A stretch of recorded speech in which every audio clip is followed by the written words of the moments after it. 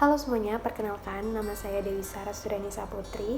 Saya mahasiswi Fakultas Ekonomi jurusan Akuntansi semester 3. Pertama-tama, saya ingin mengucapkan terima kasih kepada Bapak Sunarto yang telah memberikan kesempatan kepada kami untuk menjelaskan secara singkat mengenai mata kuliah Manajemen Sumber Daya Manusia. Pengertian manajemen sumber daya manusia. Manajemen sumber daya manusia ini merupakan suatu proses menangani berbagai masalah pada ruang lingkup karyawan, pegawai, buruh, manajer, atau semua tenaga kerja yang menopang seluruh aktivitas dari organisasi, lembaga, ataupun perusahaan untuk mencapai tujuan yang telah ditetapkan. Bagian yang mengurusi sumber daya manusia pada organisasi atau perusahaan biasanya disebut Departemen SDM atau HRD. Jadi pada dasarnya, manajemen sumber daya manusia ini adalah salah satu fungsi dalam sebuah perusahaan atau organisasi yang fokus pada kegiatan rekrutmen, pengelolaan, dan pengarahan untuk orang-orang yang bekerja dalam perusahaan tersebut, serta menyediakan pengetahuan demi tercapai tujuan perusahaan.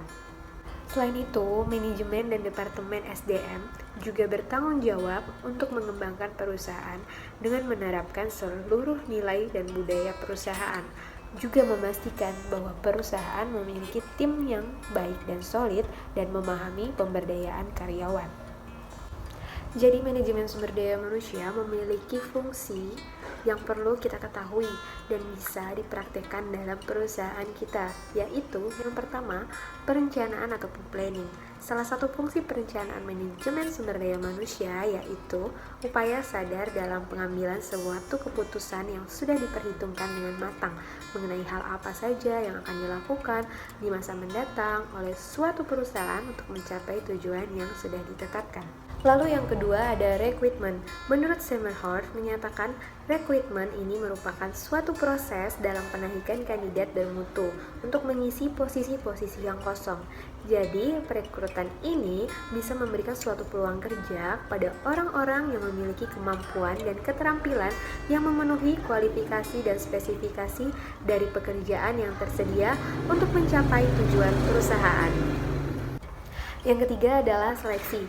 Kegiatan seleksi ini merupakan proses dalam menentukan tenaga kerja atau karyawan yang sesuai dan tepat dari beberapa kandidat tersebut.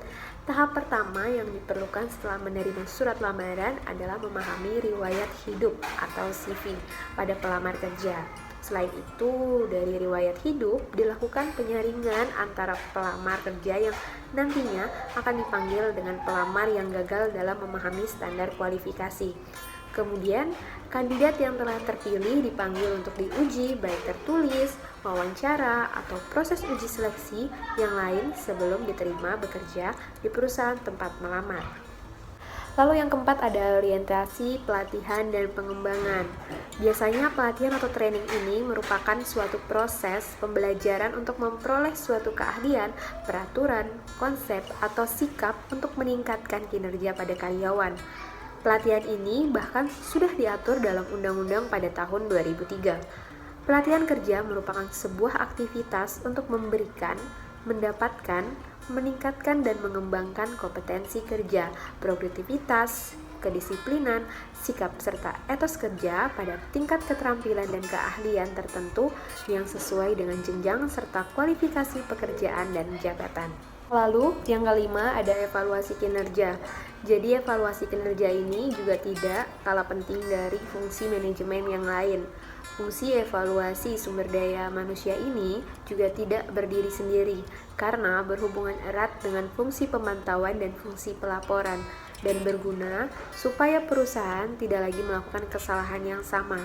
Dengan evaluasi kinerja juga, karyawan bisa memperbaiki kesalahan dan belajar supaya bisa melakukan pekerjaan dengan baik, benar, dan cepat. Jadi yang keenam ada kompensasi. Fungsi kompensasi yaitu memberikan penghargaan atau pemberian balas jasa secara langsung ataupun tidak langsung yang berbentuk uang ataupun barang kepada karyawan sebagai bentuk imbal jasa dari perusahaan. Prinsip dari kompensasi ini adalah adil dan layak, menyesuaikan dengan tanggung jawab tenaga kerja dan prestasinya. Lalu selanjutnya ada pengintegrasian. Jadi pengintegrasian ini merupakan aktivitas untuk menyatukan antara kepentingan perusahaan dengan kebutuhan para karyawan, sehingga menciptakan kerjasama yang menguntungkan bagi kedua belah pihak. Lalu ada pemeliharaan.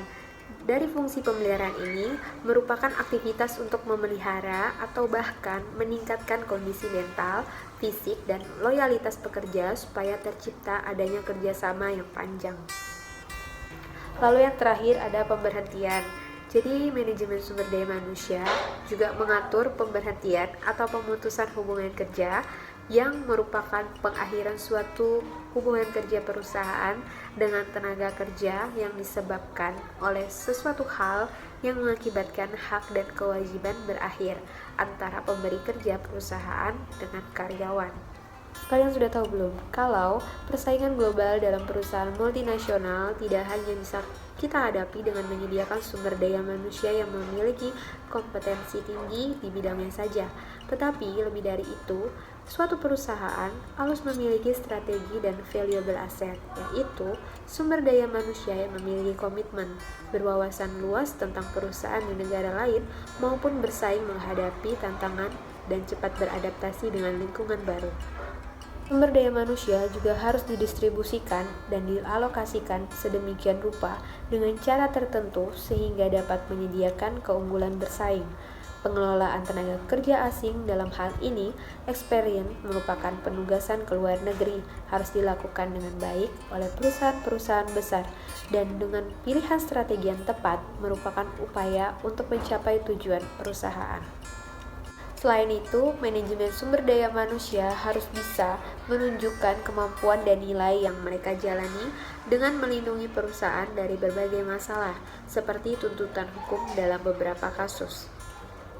Manajemen sumber daya manusia sebagai fungsi perusahaan yang berkaitan dengan kepemimpinan dan penyelesaian isu yang terjadi antara karyawan di perusahaan tersebut juga mempunyai beberapa fokus, yaitu pemberian kompensasi, perekrutan, manajemen kinerja, pengembangan perusahaan, keselamatan karyawan, kesehatan karyawan, tunjangan karyawan, motivasi kerja, komunikasi, dan administrasi dan pelatihan karyawan. Jadi, fokus manajemen sumber daya manusia ini juga meliputi pengelolaan karyawan dan budaya, serta nilai lingkungan kerja secara strategik dengan pendekatan yang tepat. Manajemen sumber daya manusia yang efektif memungkinkan karyawan untuk mengkontribusikan secara efektif untuk perusahaan demi mencapai tujuannya dengan job deskripsi yang sesuai.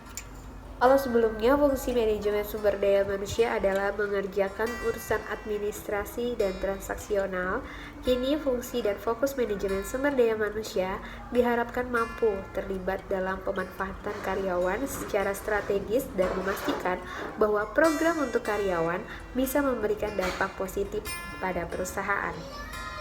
Sekian video presentasi dari saya. Kurang lebihnya mohon maaf bila ada kesalahan dalam pengucapan kata. Saya akhiri video pada hari ini. Semoga bermanfaat buat teman-teman semuanya. Dadah.